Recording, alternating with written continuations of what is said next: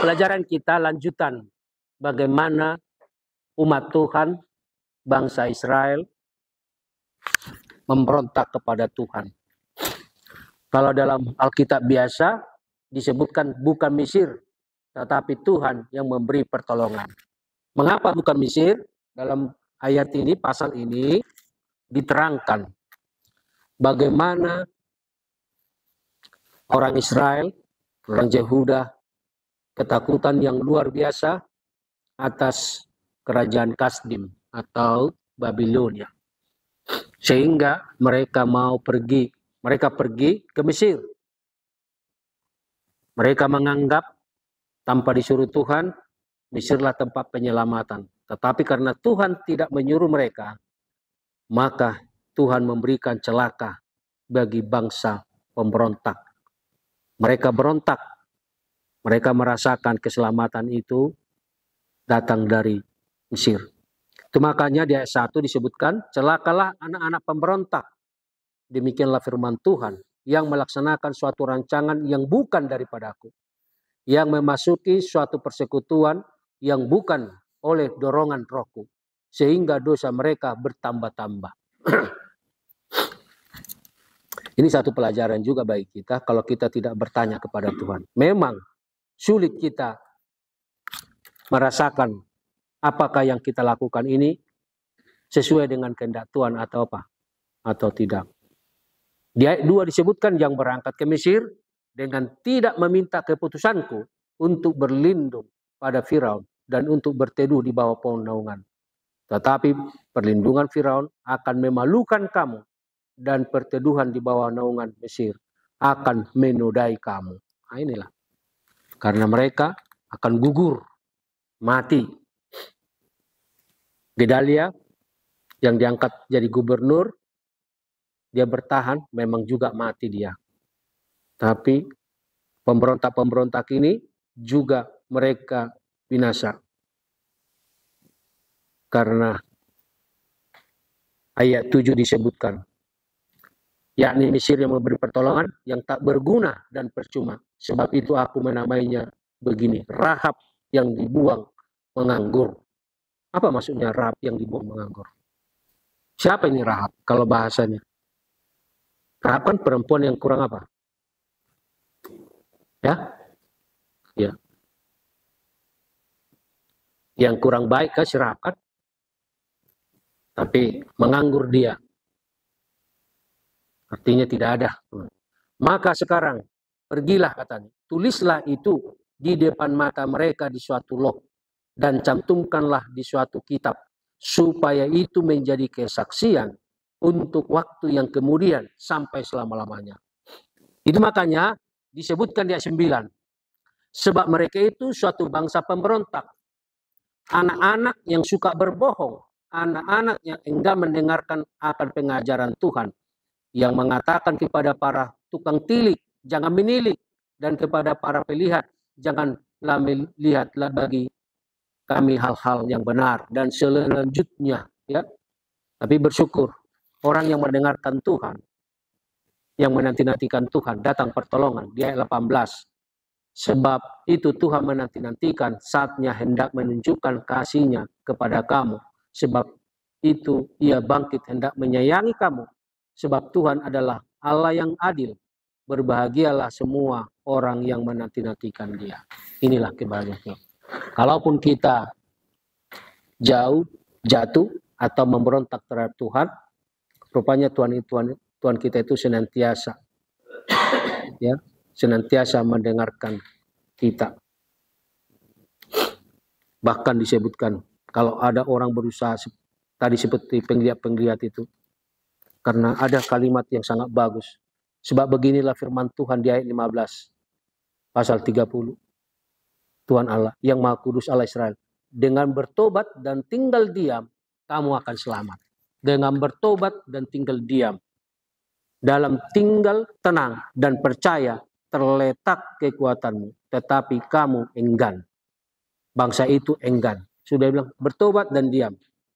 Malah disebutkan kamu berkata, bukan kami mau naik, bukan kami mau naik kuda dan lari cepat. Maka kamu akan lari dan lenyap. Katamu pula, kami mau mengendarai kuda tangkas, maka para pengejarmu akan lebih tangkas. Yang artinya, kalau kita menganggap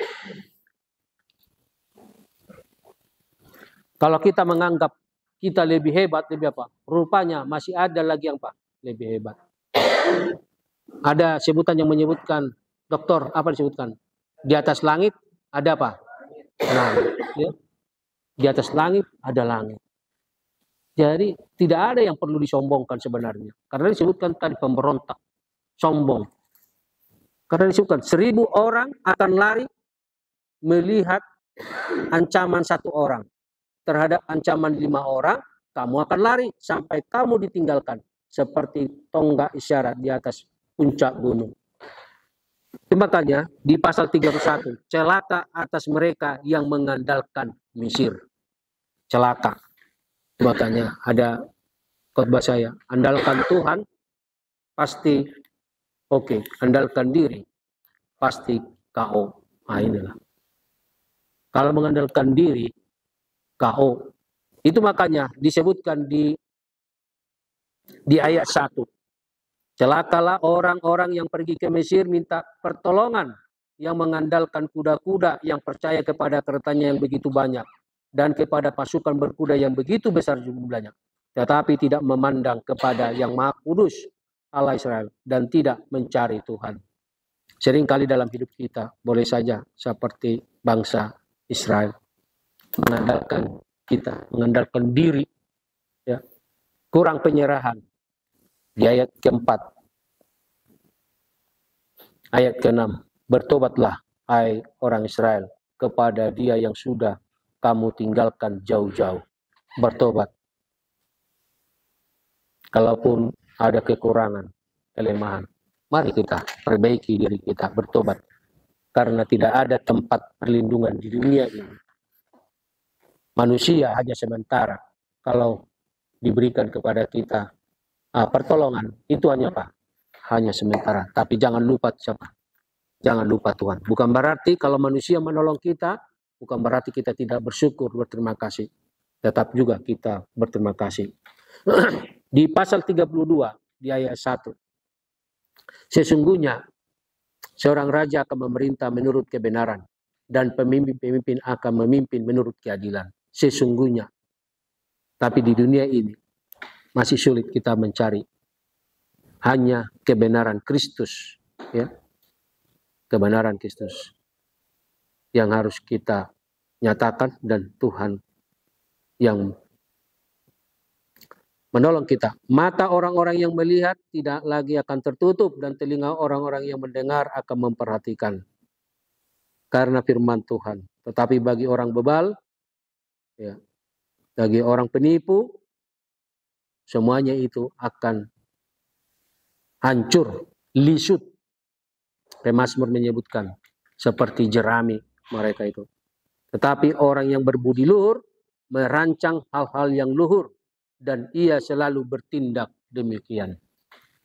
Bagaimana mengenai perempuan Sunem di pasal 32? Peringatan kepada perempuan-perempuan Yerusalem. Perempuan-perempuan Yerusalem. Hai perempuan-perempuan yang hidup aman, bangunlah, dengarkanlah suaraku. Hai anak-anak perempuan yang hidup tenteram, perhatikanlah perkataanku. Dalam waktu 1 tahun lebih, kamu akan gemetar, hai orang yang hidup tenteram. Sebab panen buah anggur sudah habis binasa, dan panen buah-buah lain juga tidak ada. Artinya tidak berbuah, tidak menghasilkan buah. Tapi disebutkan di sini di ayat 16, 15, 16, 17, sampai dicurahkan kepada kita roh dari atas, maka padang gurun akan menjadi kebun buah-buahan, dan kebun buah-buahan itu akan dianggap hutan. Di padang gurun selalu akan berlaku keadilan, dan di kebun buah-buahan akan tetap ada kebenaran. Di mana ada kebenaran, di situ akan tumbuh damai sejahtera, dan akibat kebenaran ialah ketenangan dan ketentraman untuk selama-lamanya. bangsaku akan diam di tempat yang damai, di tempat tinggal yang tentram, di tempat peristirahatan yang aman. Bagaimana hidup dalam kebenaran, dan Tuhan memberikan jaminan. Walaupun disebutkan bangsa itu tidak menghasilkan buah, tapi juga suatu saat Tuhan memberikan kesempatan akan menikmati buah, akan menikmati buah-buahan, dan menikmati sukacita, damai sejahtera. Ya, kalau sudah disebut damai sejahtera, kita merasa apa? Senang. Terakhir, di pasal 33, kesusahan dan pertolongan. Kontradiksi. Susah, ada pertolongan. Ayat 1 disebutkan, celakalah engkau, hai perusak, yang tidak dirusak sendiri. Dan engkau, hai penggarong, yang tidak digarong sendiri. Apabila engkau selesai merusak, engkau sendiri akan dirusak. Apabila engkau habis menggarong, engkau sendiri akan apa? Digarong. Apa yang ditabur orang, itu juga yang apa? Dituai. Dalam buku Galatia, ya, Rasul Paulus. Jadi celaka. Kita perusak, hai perusak yang tidak dirusak sendiri. Dan engkau, hai penggarong, yang tidak digarong sendiri. Apabila engkau selesai merusak, engkau sendiri akan dirusak. Artinya ada orang lain yang apa? Yang membalaskan. Ayat 15 dan 16. Orang yang hidup dalam kebenaran, yang berbicara dengan jujur, yang menolak untung hasil pemerasan, yang mengebaskan tangannya supaya jangan menerima suap, yang menutup telinganya supaya jangan mendengarkan rencana penumpahan darah, yang menutup matanya supaya jangan melihat kejahatan.